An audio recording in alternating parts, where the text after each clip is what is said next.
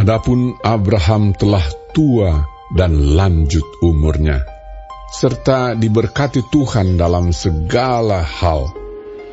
Berkatalah Abraham kepada hambanya yang paling tua dalam rumahnya, yang menjadi kuasa atas segala kepunyaannya, katanya, "Baiklah, letakkan tanganmu di bawah pangkal pahaku, supaya aku mengambil sumpahmu demi Tuhan, Allah yang empunya langit dan yang empunya bumi, bahwa engkau tidak akan mengambil untuk anakku seorang istri dari antara perempuan Kanaan yang di antaranya aku diam. Tetapi engkau harus pergi ke negeriku dan kepada sanak saudaraku untuk mengambil seorang istri bagi Ishak anakku." Lalu berkatalah hambanya itu kepadanya, "Mungkin perempuan itu tidak suka mengikuti aku ke negeri ini. Haruskah aku membawa anakmu itu kembali ke negeri dari mana tuanku keluar?" Tetapi Abraham berkata kepadanya, "Awas, jangan kau bawa anakku itu kembali ke sana. Tuhan, Allah yang empunya langit, yang telah memanggil aku dari rumah ayahku, serta dari negeri sanak saudaraku, dan yang telah berfirman kepadaku, serta yang bersumpah kepadaku demikian, kepada keturunanmu lah akan kuberikan negeri ini. Dialah juga akan mengutus malaikatnya berjalan di depanmu, sehingga engkau dapat mengambil seorang istri dari sana untuk anakku. Tetapi jika perempuan itu tidak mau mengikuti engkau, maka lepaslah engkau dari sumpahmu kepadaku ini. Hanya saja, janganlah anakku itu kau bawa kembali ke sana." Lalu hamba itu meletakkan tangannya di bawah pangkal paha Abraham, tuannya, dan bersumpah kepadanya tentang hal itu. Kemudian hamba itu mengambil 10 ekor dari unta tuannya dan pergi dengan membawa berbagai-bagai barang berharga kepunyaan tuannya. Demikianlah ia berangkat menuju Aram, Mesopotamia, ke kota Nahor. Di sana disuruhnyalah unta itu berhenti di luar kota dekat suatu sumur pada waktu petang hari, waktu perempuan-perempuan keluar untuk menimba air. Lalu berkatalah ia, "Tuhan, Allah Tuanku Abraham, buatlah kiranya tercapai tujuanku pada hari ini. Tunjukkanlah kasih setiamu kepada Tuanku Abraham. Di sini aku berdiri di dekat mata air, dan anak-anak perempuan penduduk kota ini datang keluar untuk menimba air. Kiranya terjadilah begini, anak gadis, kepada siapa aku berkata, tolong miringkan buyungmu itu, supaya aku minum, dan yang menjawab, minumlah, dan unta-untamu juga akan kuberi minum. Dialah kiranya yang kau tentukan bagi hambamu Ishak. Maka dengan begitu akan ku ketahui bahwa engkau telah menunjukkan kasih setiamu kepada tuanku itu." Sebelum ia selesai berkata, maka datanglah Ribka yang lahir bagi Betuel, anak laki-laki Milka, istri Nahor, saudara Abraham. Buyungnya dibawanya di atas bahunya.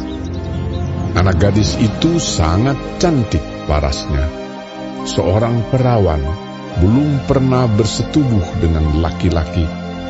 Ia turun ke mata air itu dan mengisi buyungnya, lalu kembali naik. Kemudian berlarilah hamba itu mendapatkannya serta berkata, "Tolong beri aku minum air sedikit dari buyungmu itu." Jawabnya, "Minumlah, Tuan." maka segeralah diturunkannya buyungnya itu ke tangannya, serta diberinya dia minum. Setelah ia selesai memberi hamba itu minum, berkatalah ia, "Baiklah, untuk unta-untamu juga kutimba air, sampai semuanya puas minum." Kemudian segeralah dituangnya air yang dibuyungnya itu ke dalam palungan. Lalu berlarilah ia sekali lagi ke sumur untuk menimba air, dan ditimbanyalah untuk semua unta orang itu. Dan orang itu mengamat-amatinya dengan berdiam diri untuk mengetahui apakah Tuhan membuat perjalanannya berhasil atau tidak. Setelah unta-unta itu puas minum, maka orang itu mengambil anting-anting emas yang setengah sikal beratnya, dan sepasang gelang tangan yang 10 sikal emas beratnya, serta berkata, "Anak siapakah engkau? Baiklah, katakan kepadaku, adakah di rumah ayahmu tempat bermalam bagi kami?" Lalu jawabnya kepadanya, "Ayahku Betuel, anak Milka, yang melahirkannya bagi Nahor." Lagi kata gadis itu, "Baik jerami, baik makanan unta, banyak pada kami. Tempat bermalam pun ada." Lalu berlututlah orang itu dan sujud menyembah Tuhan serta berkata, "Terpujilah Tuhan, Allah Tuanku Abraham, yang tidak menarik kembali kasih-Nya dan setia-Nya dari Tuanku itu. Dan Tuhan telah menuntun aku di jalan ke rumah saudara-saudara Tuanku ini." Berlarilah gadis itu pergi menceritakan kejadian itu ke rumah ibunya. Ribka mempunyai saudara laki-laki, namanya Laban. Laban berlari keluar mendapatkan orang itu ke mata air tadi. Sesudah dilihatnya anting-anting itu dan gelang pada tangan saudaranya, dan sesudah didengarnya perkataan Ribka, saudaranya, yang bunyinya, "Begitulah dikatakan orang itu kepadaku." ia mendapatkan orang itu yang masih berdiri di samping unta-untanya di dekat mata air itu, dan berkata, "Marilah engkau yang diberkati Tuhan, mengapa engkau berdiri di luar? Padahal telah kusediakan rumah bagimu dan juga tempat untuk unta-untamu." Masuklah orang itu ke dalam rumah.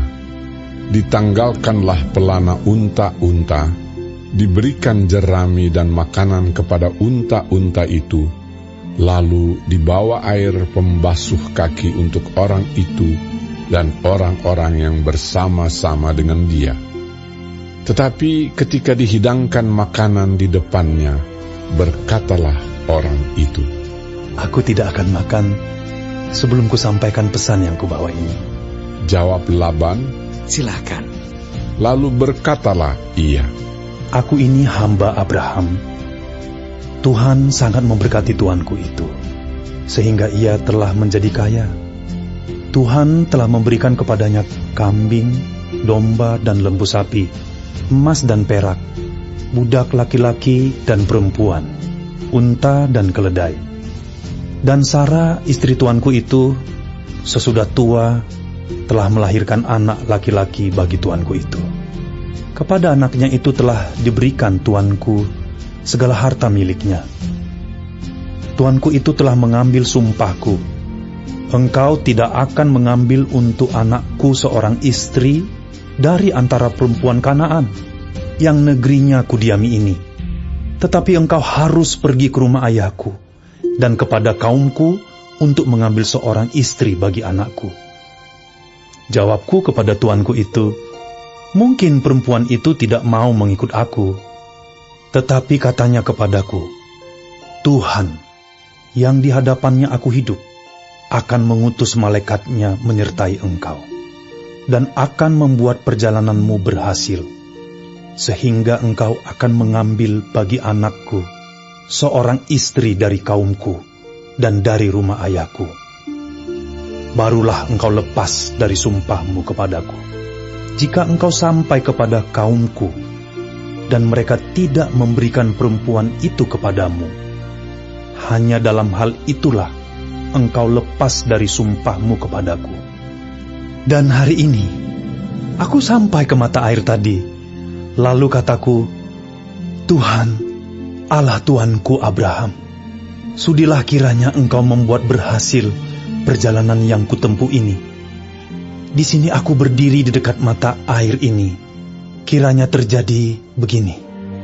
Apabila seorang gadis datang keluar untuk menimba air, dan aku berkata kepadanya, tolong berikan aku minum air sedikit dari buyungmu itu. Dan ia menjawab, minumlah, dan untuk unta-untamu juga akan kutimba air. Dialah kiranya istri yang telah Tuhan tentukan bagi anak tuanku itu. Belum lagi aku habis berkata dalam hatiku, Ribka telah datang membawa buyung di atas bahunya dan turun ke mata air itu, lalu menimba air. Kataku kepadanya, tolong berikan aku minum. Segeralah ia menurunkan buyung itu dari atas bahunya serta berkata, minumlah, dan unta-untamu juga akan kuberi minum. Lalu aku minum, dan unta-unta itu juga diberinya minum. Sesudah itu aku berkata kepadanya, anak siapakah engkau? Jawabnya, ayahku Betuel, anak Nahor yang dilahirkan Milka. Lalu aku mengenakan anting-anting pada hidungnya dan gelang pada tangannya. Kemudian berlututlah aku dan sujud menyembah Tuhan, serta memuji Tuhan, Allah Tuanku Abraham, yang telah menuntun aku di jalan yang benar untuk mengambil anak perempuan saudara tuanku ini bagi anaknya. Jadi sekarang, apabila kamu mau menunjukkan kasih dan setia kepada tuanku itu, beritahukanlah kepadaku, dan jika tidak, beritahukanlah juga kepadaku, supaya aku tahu entah berpaling ke kanan atau ke kiri. Lalu Laban dan Betuel menjawab, semuanya ini datangnya dari Tuhan. Kami tidak dapat mengatakan kepadamu baiknya atau buruknya. Lihat, Ribka ada di depanmu.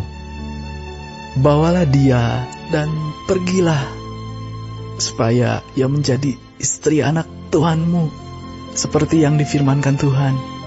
ketika hamba Abraham itu mendengar perkataan mereka, sujudlah ia sampai ke tanah menyembah Tuhan. Kemudian hamba itu mengeluarkan perhiasan emas dan perak serta pakaian kebesaran dan memberikan semua itu kepada Ribka, juga kepada saudaranya dan kepada ibunya diberikannya pemberian yang indah-indah. Sesudah itu makan dan minumlah mereka, ia dan orang-orang yang bersama-sama dengan dia, dan mereka bermalam di situ. Paginya sesudah mereka bangun, berkatalah hamba itu, "Lepaslah aku pulang kepada tuanku." Tetapi saudara Ribka berkata, serta ibunya juga, "Biarkanlah anak gadis itu tinggal pada kami barang 10 hari lagi. Kemudian bolehlah engkau pergi." Tetapi jawabnya kepada mereka, "Janganlah tahan aku, sedang Tuhan telah membuat perjalananku berhasil. Lepaslah aku, supaya aku pulang kepada tuanku." Kata mereka, "Baiklah, kita panggil anak gadis itu dan menanyakan kepadanya sendiri." Lalu mereka memanggil Ribka dan berkata kepadanya, "Maukah engkau pergi beserta orang ini?" Jawabnya, "Mau." Maka Ribka, saudara mereka itu, dan inang pengasuhnya beserta hamba Abraham dan orang-orangnya dibiarkan mereka pergi. Dan mereka memberkati Ribka. Kata mereka kepadanya, "Saudara kami, moga-moga engkau menjadi beribu-ribu laksa, dan moga-moga keturunanmu menduduki kota-kota musuhnya." Lalu berkemaslah Ribka beserta hamba-hambanya perempuan, dan mereka naik unta mengikuti orang itu. Demikianlah hamba itu membawa Ribka lalu berjalan pulang. Adapun Ishak telah datang dari arah sumur Lahai Roi. Ia tinggal di tanah Negeb. Menjelang senja, Ishak sedang keluar untuk berjalan-jalan di padang. Ia melayangkan pandangnya, maka dilihatnyalah ada unta-unta datang. Ribka juga melayangkan pandangnya, dan ketika dilihatnya Ishak, turunlah ia dari untanya. Katanya kepada hamba itu, "Siapakah laki-laki itu yang berjalan di padang ke arah kita?" Jawab hamba itu, "Dialah tuanku itu." Lalu Ribka mengambil telekungnya dan bertelekunglah ia. Kemudian hamba itu menceritakan kepada Ishak segala yang dilakukannya.